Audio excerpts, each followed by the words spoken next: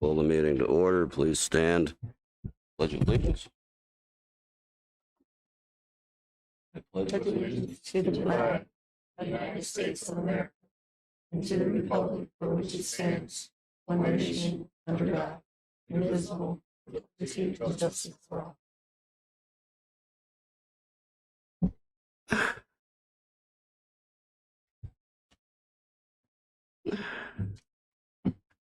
Roll call, please. Mrs. Spirito? Here. Ms. Laird? Here. Mr. Price? Here. Ms. Ray? Here. Mr. Gorbetz?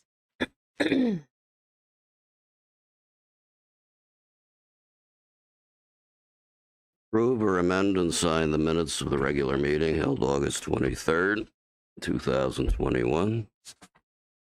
So moved. Moved by Mr. Price. Second by Mrs. Ray. Any questions regarding the minutes? Discussion? Roll call, please. Mr. Price? Yes. Mrs. Ray? Yes. Mrs. Spirito? I sustain. Ms. Laird? Yes. Mr. Gorbetz? Yes. Motion carries. Are there any walk-on items tonight? There are no walk-on items this evening. Legislative report. I wanted to switch things up a little bit. You know, when legislation gets put into place, often it's because circumstances are changing, needs are changing, and that's what drives the need. So, we've talked a lot about COVID from different aspects. A school district is primarily a place of education for children. There's also a big financial piece that goes behind that. So I wanted to talk about a different area of the pandemic and how it impacts school districts. This is an article from the Wall Street Journal, and it talks about the supply chain woes come to school cafeterias. And depending on where you're at in the United States, you're more impacted, less impacted, but I don't know of any that aren't impacted. So I wanted to provide our community with this information. And it says schools are struggling to secure food for student breakfasts and lunches, and some cafeterias are cutting menu choices as food suppliers face labor shortages, transportation challenges that are adding to costs and limiting supplies. Food distributors and school officials say they expect to run low on everything from canned fruit to lunch trays. And some worry that the lack of option will deter students from getting meals at school. It goes on to say, chain woes gripping the broader food industry are halting production because of capacity problems, while some distributors drop deliveries to schools altogether and are moving more of they can only do so much, so they're going to cater to the restaurants and have let go of some of the school districts as a result. And some districts are struggling to hire cooks and other staff related. There's a quote that says, we haven't had 100% head count in schools in over 15 months. So it's kind of going to blow the doors open when you have, everyone in and trying to come up with proper inventory for that. Goes on to say things like corn dogs, hamburger beef patties, and other items that require more hands-on labor are hard to come by because manufacturers are shorthanded. A salsa supplier recently told his company that it doesn't have enough workers to produce sauces for schools. Merchant Food Services itself is running low. That's a large distributor for food service for schools. They're running low on lunch trays as manufacturers give priority to takeout trays for restaurants versus school districts. Rising transportation costs, labor pressure, ingredient constraints for months are talked about as the U.S. economy rebounds from COVID-19 pandemic. Restaurants reopen for in-person dining, and they just made a shift in the inventory supply chain. Such challenges are acute for schools that have to meet U.S. Department of Agriculture requirements for nutritional values. So it's not that we can just go get what's available, but it has to meet certain specifications according to laws. Value, package sizing, that sort of thing. It says the federal agencies are starting to give leeway to schools during the pandemic. The USDA is offering free meals to students, allowing parents to pick up food when meal programs are closed. and waiving some of the nutritional requirements, such as the sodium and grain levels, to try to help schools out with the shortage in the supply chain. Many changes are staying in place, probably through June of 2022. But some schools, manufacturers, and distributors say their supply chain issues are worse today than they were last spring when we first got into everything. Some schools are simplifying menus by using more readily available items, chicken, pasta, and other staples in a variety of ways, so they don't have to stock as much.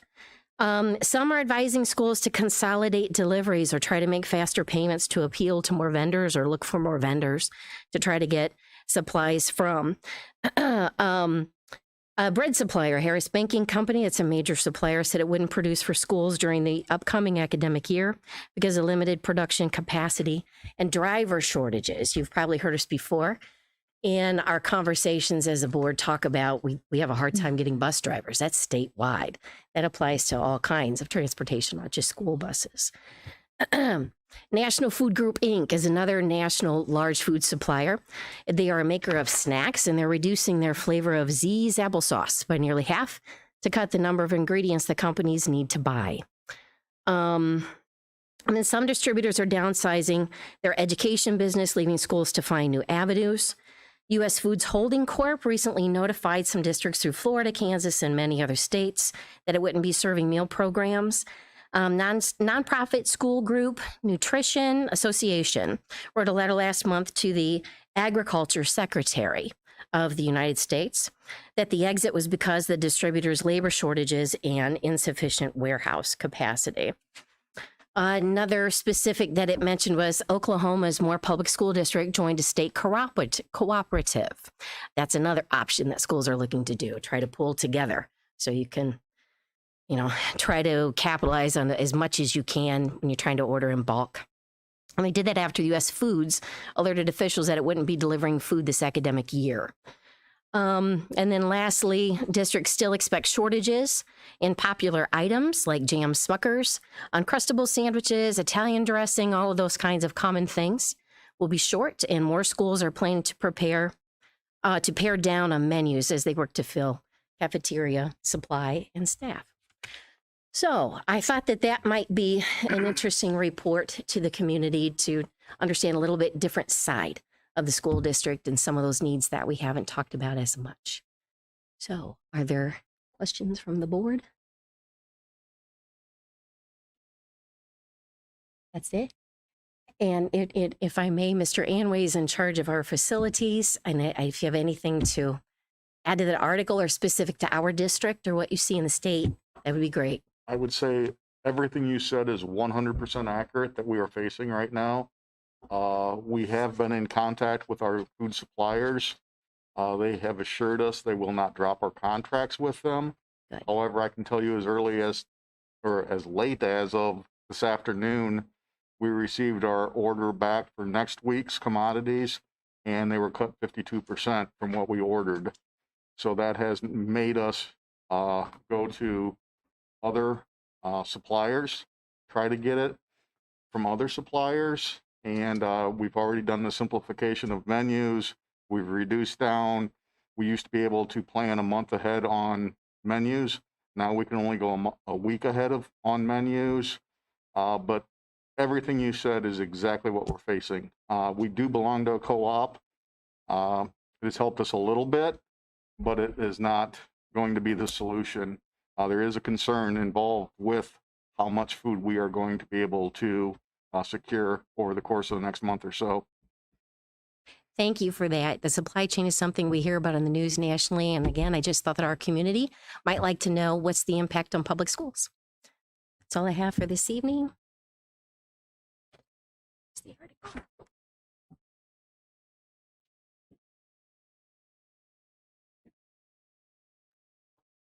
Okay, thank you. Superintendent's report.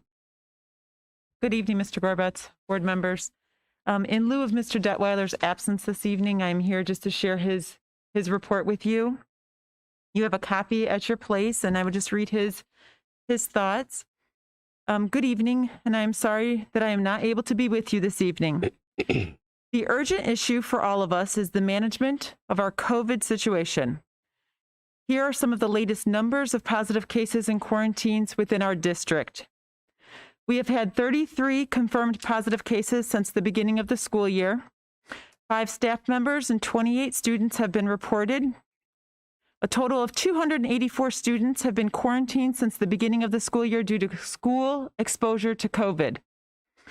Last Friday, in a response to the rising quarantine numbers at the Fremont Middle School, we moved all of our 6th through 8th grade students to a virtual learning environment for this week. We make these decisions based on how manageable the situation is at each individual building.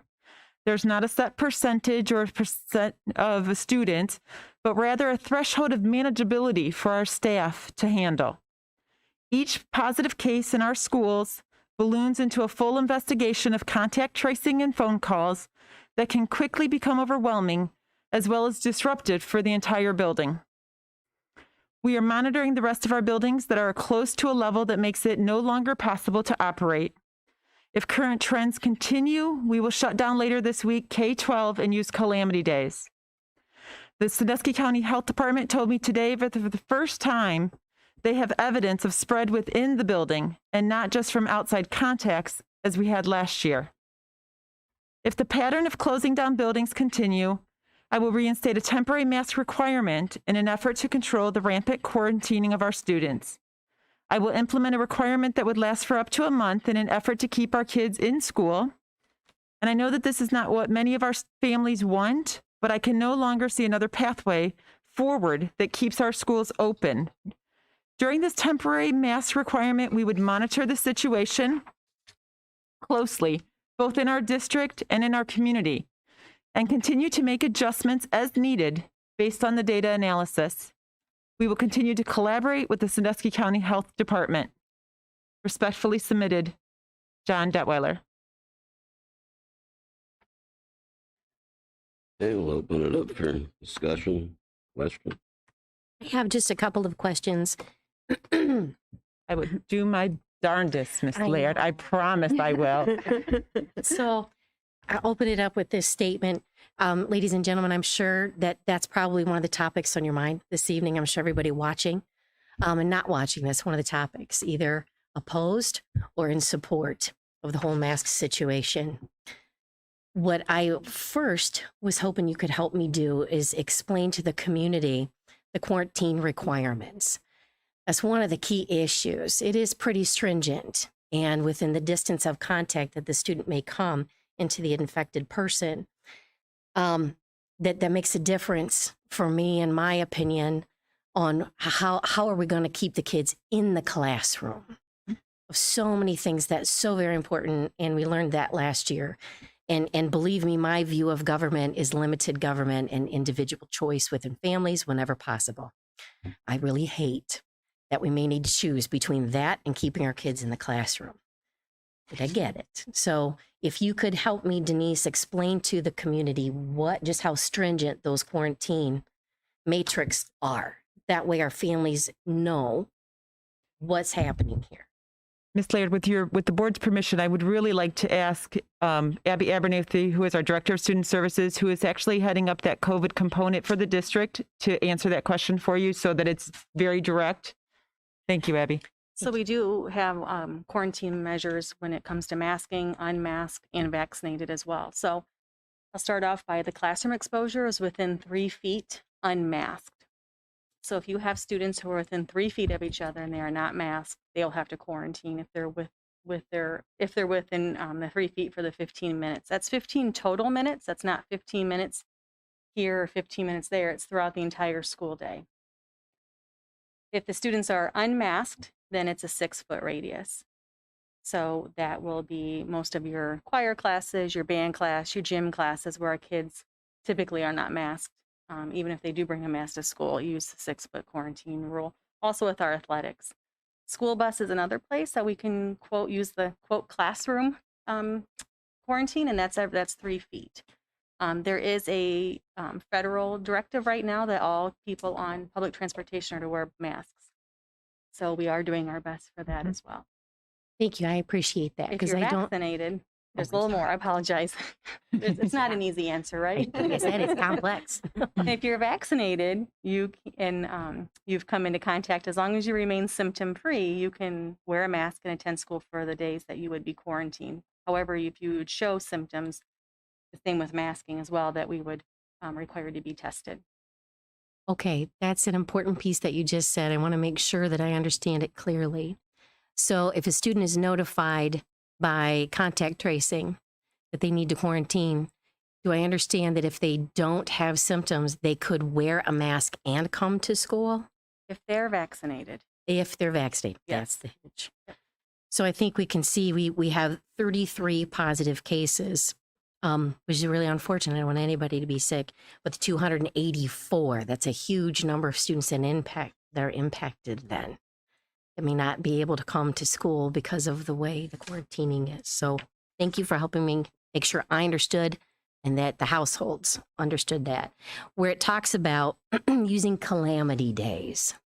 I remember when we talked about the virtual learning and how that was going to be turnkey. And if we had scenarios that we had to go to that, it could benefit for a lot of reasons. And I thought I remembered us talking about when we get into, inclement weather, that would keep us from having to go those extended days because we have that available. So I guess I'm not seeing where the calamity days for this are making much of an impact because the virtual keeps us from having to go an extended year for that anyway. You are correct. And the district did complete back in late spring the blended application. So that's what allows us as the district level to have both seated instruction and virtual instruction happening throughout the course of the school year. The way our plan is for this year, we have 5 calamity days with no makeup days. So on day 6, whenever that would come, would be that blended aspect of virtual learning.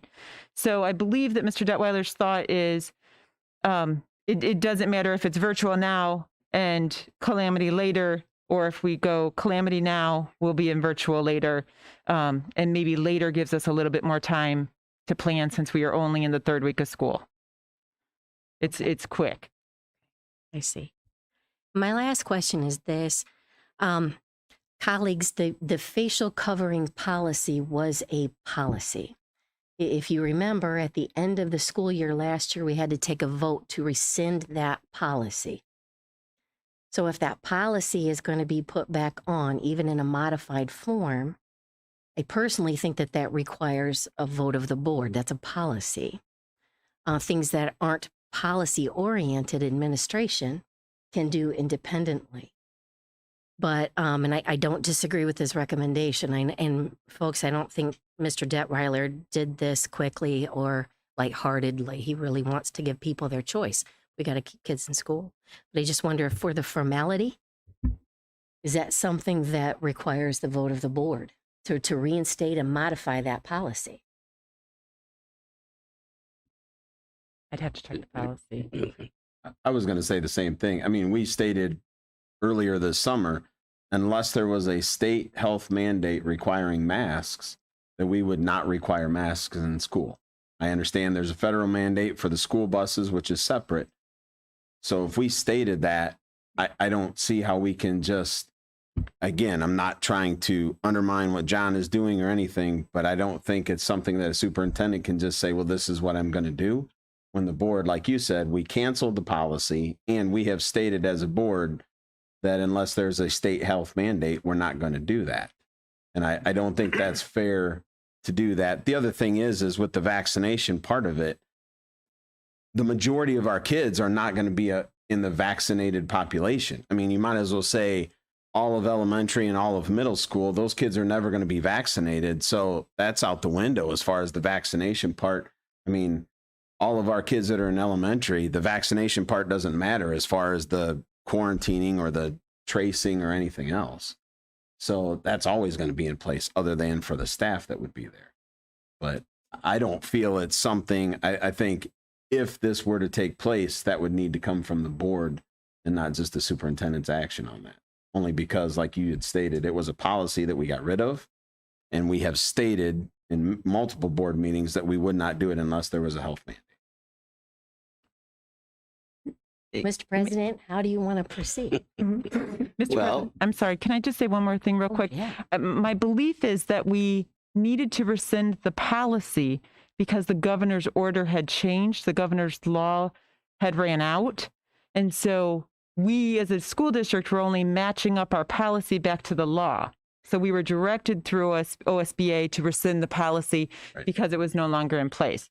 So I don't know that you necessarily need policy to enact that. We had to have the policy the first time because it was dictated by law. The law has been rescinded. So in that case, my question would be, can the superintendent just say that this is his recommendation? I guess that's a good question. I'm kind of going back to, not that I wouldn't necessarily support John's thoughts here, but procedurally, even when it became a law, the board had to take action. Even when it was dictated, the school board had to take a vote. Mhm. So now if we had to take a vote with something dictated, I would surely think we would need a vote for something optional. Okay, well, we have a recommendation right here. This is a recommendation. Fair enough. But, well, it's a recommendation on a possibility. I don't know that we take board action on something that could or could not happen. I mean, this is based on if numbers rise, if there's a problem of manageability or anything else. If it doesn't get to that point, we're enacting something that doesn't need to take place then. So you're saying we really need a draft of what's that policy going to say? And so Absolutely. I'm not gonna whatever vote on a- flexibility would be in it.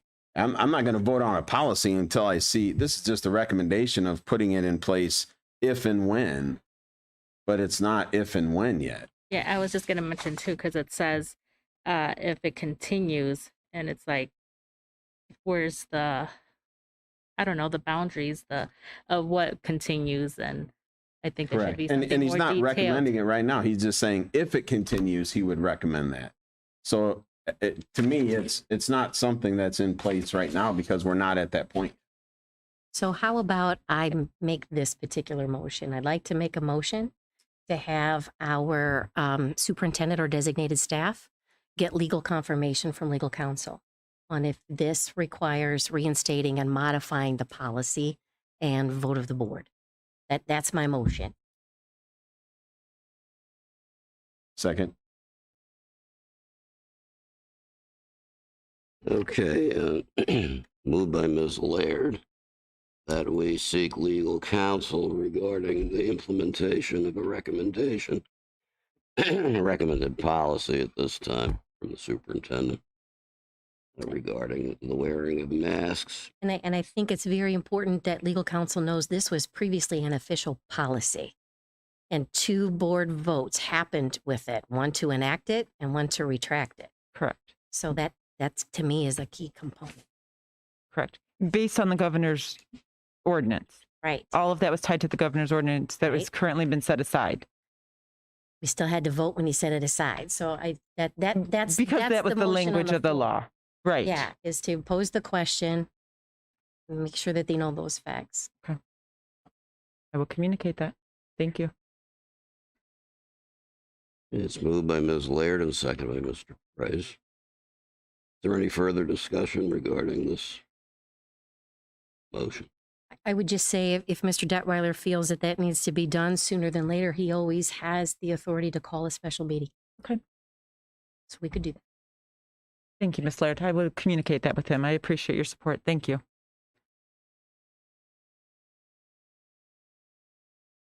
Any other questions or comments?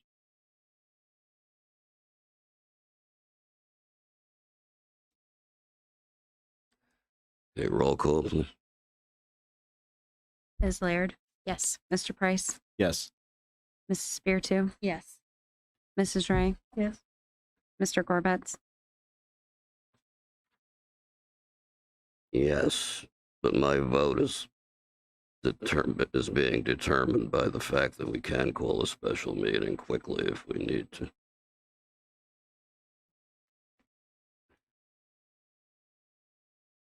Okay. believe that concludes the superintendent's report. Yes, thank you, sir. We're going to go to the first hearing of the public at this time. Fremont City School District citizen recognized by the chair may speak on any issue during the recognition of visitors and hearing of the public sessions, but the chair may limit remarks pursuant to the debate regulations of Robert's Rules of Order and Fremont City School District policy. If you wish to address the board, please go to the podium, state your name and address. Your statement can be no longer than 5 minutes. We will spend no longer than 30 minutes on a topic. Would anybody like to address the board at this time? My name's Tom Michaels. I live at 1614 Birchard Avenue. I have 4 children, 1 in middle school, the Fremont Middle School, and then 3 in elementary. They are all home because the one was sent home for being around COVID. He is starting to show symptoms. I have the 3 little ones, 2 of them which are showing symptoms. They're all special needs. And if I'm not mistaken, the governor was taken out of the election part of it, and it goes up to the superintendent of the schools, allowing the masks or no masks. It's up to him because they took that power away from the governor. He can't evoke that no more. Sandusky's are on virtual. Their school is all virtual. Toledo is fully masked. So it is getting worse. It's not getting better. It's going to get a lot worse before the fall. This isn't going to, because people don't wear masks in 80% and 90% of the places you go. Even if you're vaccinated, it doesn't mean that you can't carry it. So this is for children that can't be vaccinated. And special needs children, they're the worst that are going to suffer because they can't get the stuff. And I do have my one in junior high, he is vaccinated, but it ain't fully taken effect until 2 weeks after your last shot, which he only got Wednesday. So it's going to be a rough situation. And I did pull him out. I pulled him out. I called, talked to Mr. Detweiler. It must have been 3 weeks ago. He personally called me, said that we're going to do everything we can to get this situated. He knows my children. He knows the situation. And it needs to be stepped up because it's not a political thing. It's nothing to do with political. They make it that way, but it's nothing to do with that. It's all got to do with the children's safety. And it has to come to an end. If you don't mandate, it's never going to come to an end. Or go virtual with the people that are in high risk. I mean, my wife has cancer. She can't catch this stuff. It's just, you got to get a handle on it. Nobody seems to want to get a handle on it. That's why it's already changed variances. Is because they all had it close, but then people just took it for advantage. Oh, we don't need to do this. Well, you do need to do it till it's gone. I mean, they did it with smallpox. They did it with, the plagues before. Everybody masked up back then. And it was a lot harder back then than it is now. But it's something has to be done. And it can't take forever to make a decision. The decision has to be made soon because it's getting bad. My children, we haven't done nothing for over 1.5 years. We've kept them out of everything. So, I mean, it's just, and then send them to school and they come home sick. That's not good. And they wear masks. And they still got it. So, I mean, because 90% of the people didn't wear masks in school. There's a few that do. The principals of schools I've seen have masks on. One person, when I came to pick up the child, the principal and one other person had a mask. That was it. They're around these kids that have COVID or supposedly been affected by it. That's not good. I mean, they should have coverings. That's why they make coverings for you. If you don't believe in a mask, don't go to the hospital. When you do get sick, they're filling up quick. And why have unmasked, unvaccinated people getting priority over kids that are really sick, that do the right thing? It's terrible. That's all I have to say. Okay, thank you very much. Mr. Gorbitz, could I respond to just one item for him? So there's just one piece of information I wanted to provide, and that's specific to the change in the governor's authority. So this is a misconception that's out there because there's just not a lot of information. The governor's authority to mandate independently, to do without approval from anyone else, has been removed. What happened with the legislation is he absolutely still can. There's a committee that he and the state board of health director would, and I'm not disputing that. You had just said that the authority for him to do it's been removed, and it actually has not. He can, he just has to do that with committee now. And I just wanted to specify that for the community. So we got to have one person speak at a time. I just wanted to provide the additional detail to the community, because what they would have heard is that he just can't do it anymore. He can, but it's more time consuming. Yes, it's not been revoked entirely. Takes longer. It's... Right. Okay, would anybody else?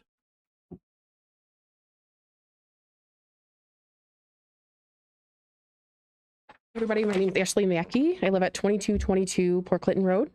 I just actually emailed what I'm going to say tonight to you all with the links attached. Good evening, Mr. Detweiler, who I know he's probably watching, and the board.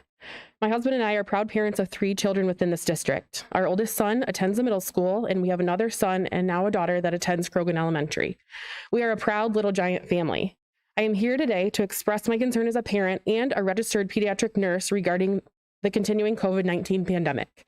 I support and encourage the reinstatement of a district-wide policy requiring face coverings for all individuals, but at the very least for those who have not been fully vaccinated against COVID-19, 12 and under. As we know, these kids are inherently vulnerable due to their current inability to receive any of the vaccines against COVID-19. The Centers for Disease Control, American Academy of Pediatrics, who give the advice and the policies and the procedures to all of our trusted pediatricians that we take our kids to, the Ohio Department of Health, Ohio Children's Hospital Association, which is a group of the 6 children's hospitals in Ohio, and the Sandusky County Health Department all recommend universal masking while indoors, regardless of vaccination status. Not required, but recommend. Everyone recommends. Recent data has shown that, especially with the increase in spread of the Delta variant of the COVID-19 virus, even fully vaccinated people can be infected and spread the virus, even if they do not become critically ill themselves. I think we can all recognize the challenges, especially for our school nurses, of checking vaccination status and enforcing masking for those who are vaccinated versus those who are not. It's a huge task. Please find below some links to the recommendations of the aforementioned medical and public health experts, and they're all there. I'm an experienced pediatric critical care nurse. I, along with my collaborating physicians, specialize in the treatment of children in our community who are critically ill and require treatment in the ICU. I have dedicated my whole career to advocating for the health and well-being of all of our children.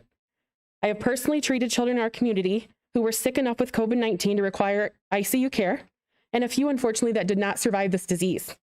I have also treated multiple children in the ICU who experienced subsequent organ dysfunction as a result of even asymptomatic COVID-19 infection. This pediatric medical and nursing community is acutely aware of the impact of this disease on children.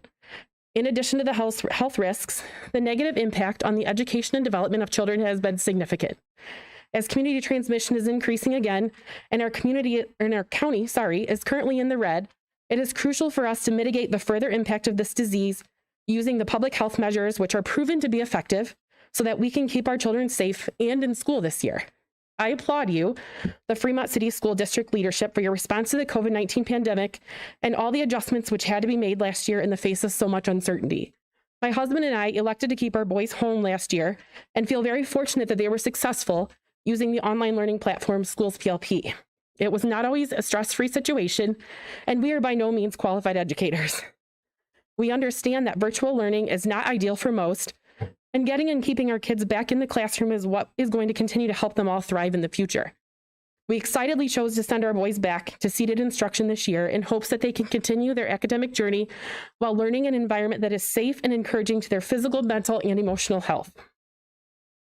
This is our hope for all children in this amazing district, especially on this new week where Fremont Middle School is currently all virtual due to high numbers of quarantined students and staff, and the athletes are unable to even practice together.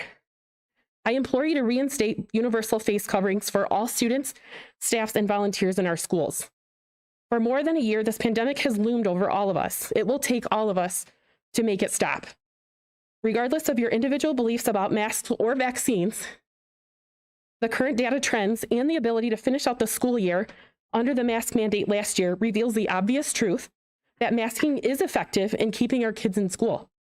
We would like the opportunity to continue to cheer on our 4-0 varsity football team, listen to the live marching band at halftime, and enjoy the energy and momentum of all the other sports teams and Purple Pit crew all season long without being shut down again due to high numbers of quarantined and sick individuals. My husband would also like the opportunity to coach his 7th grade football team again next week and beyond. We can do this by selflessly masking up for each other when indoors. Sometimes when we're leaders and we're elected to these positions, we have to make hard decisions, regardless of our personal beliefs. And it's for the greater good. Now is the time for you to make the hard decision to require masks inside all FCS buildings. I have trusted you with the education of my children, and I believe that you will do what is best for the safety and well-being of all the children, staff, and the educators in our district. Thank you. Thank you.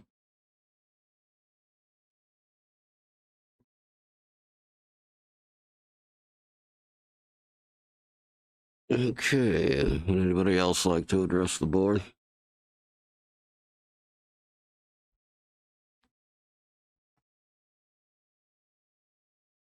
Okay. I'd like to thank both of you for speaking to us tonight.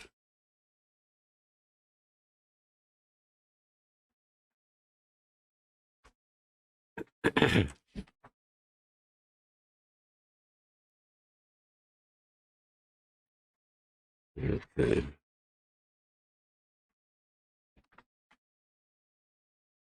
Item 1.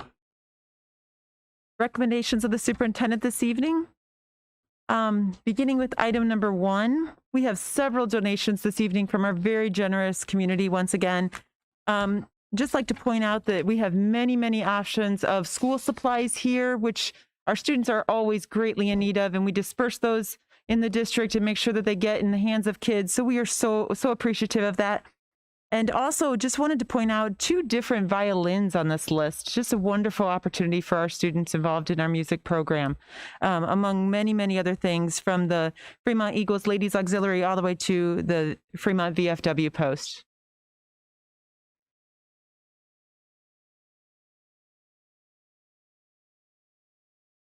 Okay, could we have a motion to approve item 1? Moved by Mrs. Ray, Second. second by Ms. Laird. Any comments regarding item 1? A roll call, please. Mrs. Ray? Yeah. Ms. Laird? Yes. Mrs. Spiritu? Yes. Mr. Price? Yes. Mr. Gorbetz? Yes, with much appreciation. All of us. Okay, facilities and operations. Continuing on with the contracts, beginning with item number 2, we have a couple of contracts here. The first one is with North Central Ohio Educational Service Center for the providing of the audiology services for this school year. And item number 3 is with our same ESC for our contract with our hearing impaired. Both of these are federally funded contracts. The next item is some additional secretary services, again with our North Central Ohio Educational Service Center. And again, with that I'm sorry, that was a general fund expenditure.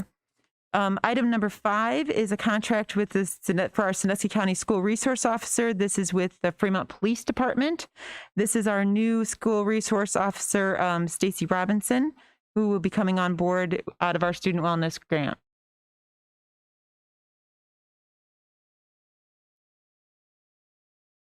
Okay, can we have a motion to approve items 2 through 5? So moved. We'll moved by Mr. Price, Second. second by Mrs. Spiritu. Any concerns regarding those items? I have a question regarding item 4. Yes, sir. That's an additional contract for one of our employees through the ESC, and that is outside of her, extends her regular duties because she is involved in calling for subs that starts very early in the morning for our ESC staff that reside here in the district with us. And my question is, Sorry. could that fall under a Title 6B funding rather than general funding? I'm just curious. I don't know if she. It could, but I don't have enough money in that budget to do that. Oh. There's not enough money in there. All right. Well, I've been down that road too. Okay, roll call, please. Mr. Price, Yes. Mrs. Spiritu, Yes. Ms. Laird, Yes. Mrs. Ray, Yes. Mr. Gorbetz. Yes, motion carries. Students, staff, student matters. Under student matters, item number 6 is a trip to consider approval for our Ross High School FFA students for a trip this fall. And just a note here that FFA is a club that involves our students, but it's actually with our agricultural satellite program through Vanguard Sentinel Career and Technology Centers. Item number 7 is consider the approval of our Hispanic Heritage Month resolution. This is something that we honor the culture and spend some opportunity time in all of our buildings throughout this course of this month. And I know that in the past we've brought back sort of towards the end of that month and shared with you what some of those activities and some of those highlights would be.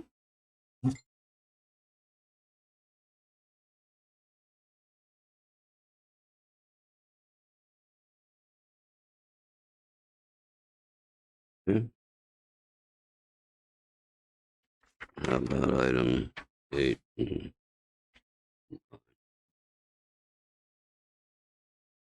You need a roll call before 8.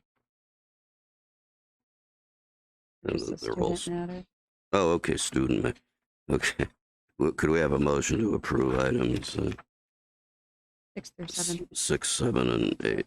6 through 7. 6 and 7, excuse me.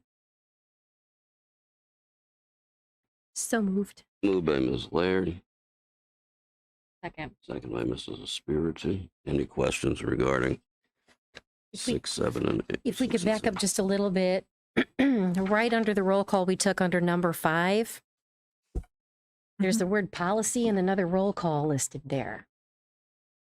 Is that a typing error? I think so.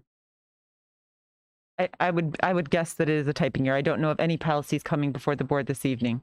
Maybe it was a placeholder and just was Removed. inadvertently not removed. Thank you.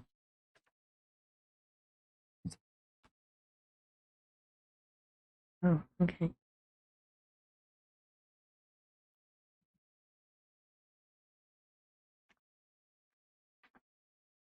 Okay. Roll call, please. Ms. Laird, Yes. Mrs. Spiritu, Yes. Mr. Price, Yes. Mrs. Ray, Yes. Mr. Gorbutz, Yes, motion carries. Staff matters? Yes, thank you, Mr. Gorbutz. Moving on with staff matters, item number 8, we have the resignation of Gabe Sanchez, and he's leaving our district for some other employment opportunities for him. Item number 9 allows us to bring along Nicole Colasso and George Tucker as certified tutors. Both of those individuals work very well for our district and provide home instruction and some certified tutoring where we need those options. And then we also have a list of certified staff substitutes that we are thrilled about bringing more additional staff in for substitutes in the district. Item number 9, we have the appointment of Monica Jacobo, Amber Mitchell, and Corey Severs. Along with another nice list. Mrs. King's department has been busy trying to get us some staff substitutes, and here's our list of support staff substitutes there. And beginning then on item number 10, beginning on page 6 and continuing on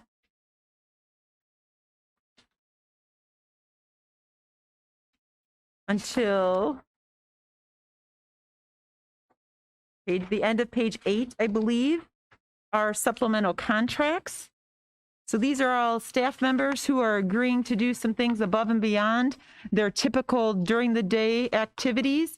And we are so thrilled with those activities because that allows our students to be involved and be in organized activities that are sponsored by our school system, whether that's a club or whether they are a department head and they're providing some additional leadership as a leader with their peers. So we're very happy for those supplemental positions. Item number 11, we have some additional supplemental duties. Item number 12, we have special event workers. That is continued on the top of page 10. Item 13, these special event workers are all students that will be in the position of being a lifeguard. They sometimes are lifeguarding for our courses where we have swim classes as well as outside activities. Item 14, we have our volunteer bus chaperones. Item 15, that is our LPDC committee members. That local professional development committee is what assists our teachers and our certified staff in maintaining their licensures. Item 16 is our lead mentor. Continuing on to the top of page 12. We have mentors. We have 2 different groups of mentors that varies based on the year that the staff member that they're supporting. Item 17 are our Classroom to Careers After School program. If you remember, this is our high school level after school program. This is year 5 of our 5-year grant. We've had a lot of success with that. All of those staff members are returning.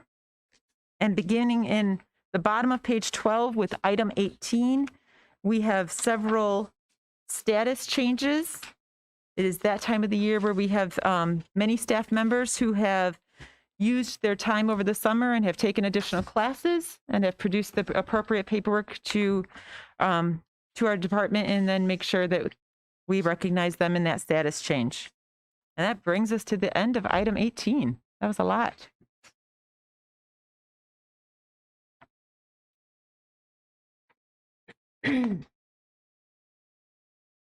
Okay, could we have a motion to approve items 8 through 18? So move.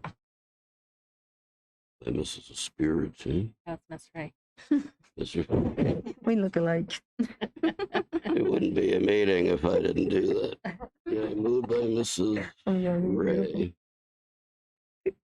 Second. second by Mrs. Espiritu. Any questions or comments regarding those items 8 through 18? Roll call, please. Mrs. Ray, Yes. Mrs. Spiritu, Yes. Ms. Laird, Yes. Mr. Price, Yes. Mr. Gorbutz. Yes.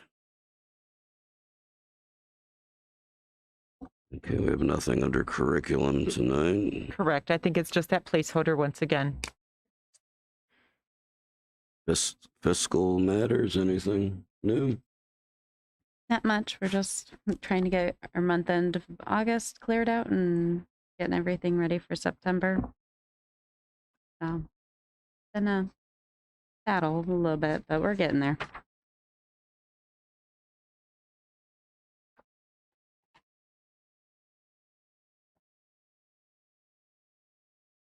Okay. Board member communications and information. Mr. Price. Thanks for everybody for coming tonight. John, wherever you're at, your stand-ins did very well for you. So thank you for the directors for coming in and taking his place. Maybe that can be a rotation thing. Yeah, I like the It's all right to see other faces other than John every month.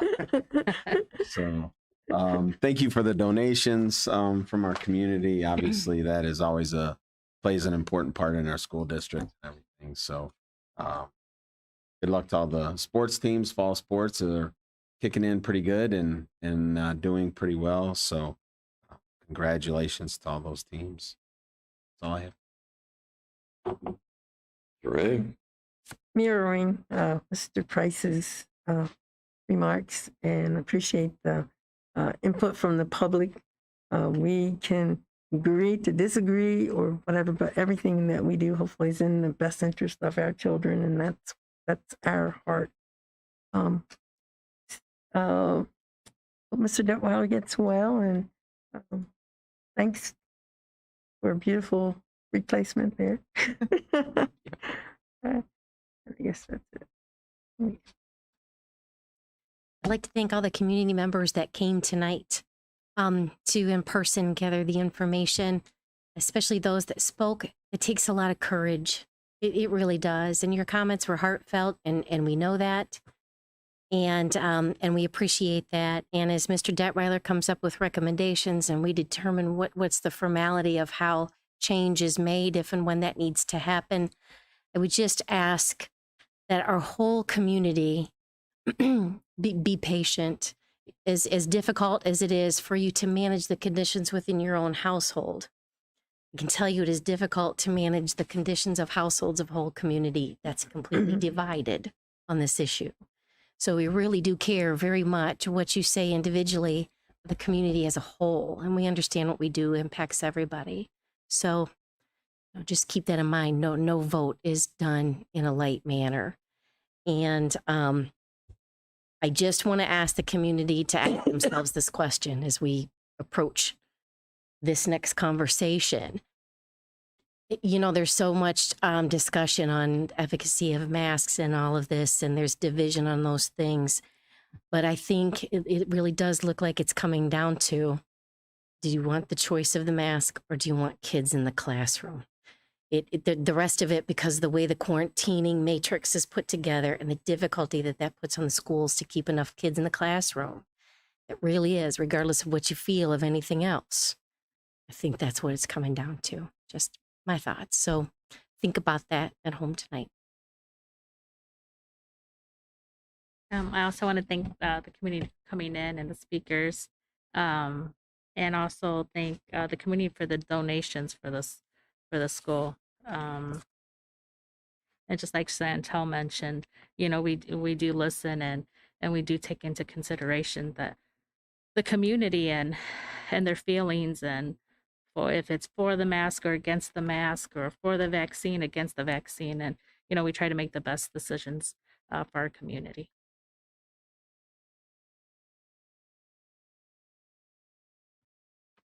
And I'd like to mention that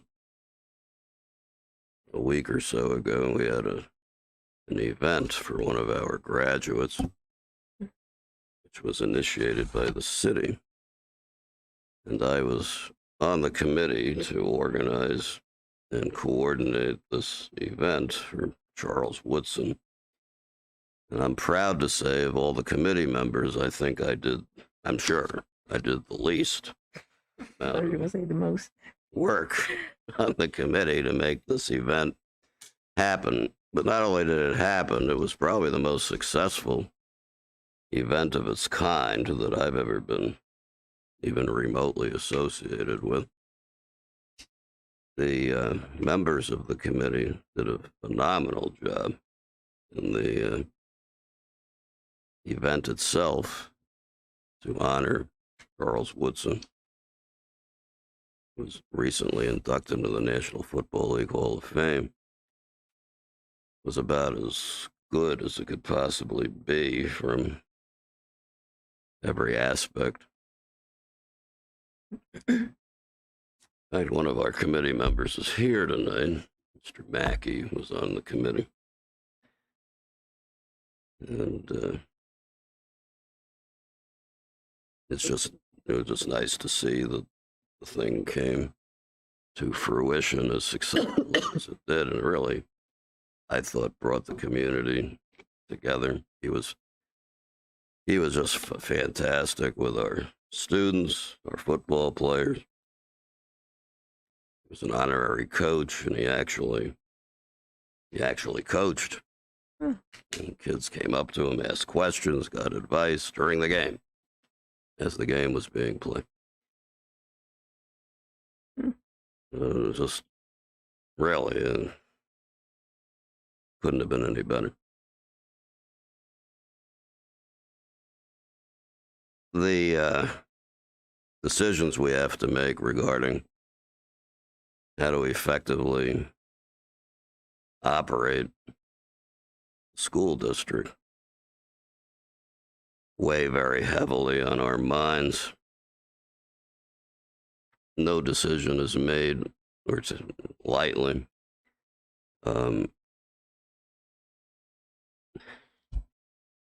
The concerns that were raised tonight are valid without question. The input we're getting from various sources would indicate, to me anyway, that we need to do something different than what we're doing. And as soon as we get our legal advice, I'm sure we will be meeting as quickly as possible to address the concerns that were raised tonight, as well as the overall concern that the health of our students is in jeopardy when it's necessary for 100 a day to leave school for an extended period of time. Along those lines, our personnel within the district continue to work tirelessly. Our nurses, in particular, are working day and night, 7 days a week, to try to ensure the health of our students.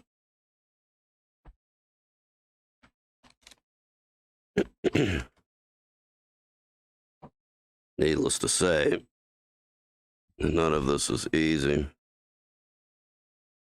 and whatever we decide to do will not be met with universal approval and glee, but there comes a time when if we have to do things differently, then we have to do things differently.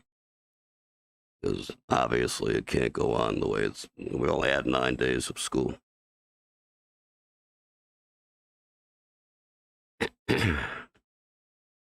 So, with that, I'd entertain a motion to adjourn to executive session to discuss item B, and we will not be returning to do any further action. Second. Okay. I guess I made the motion. Ms. Laird seconds it. Roll call, please. Mr. Gorbats, Yes. Ms. Laird, Mr. Price, Yes. Mr. Ray. Yes. Sorry, Mrs. Spear too. Yes. Okay, motion carried. We will not be returning tonight.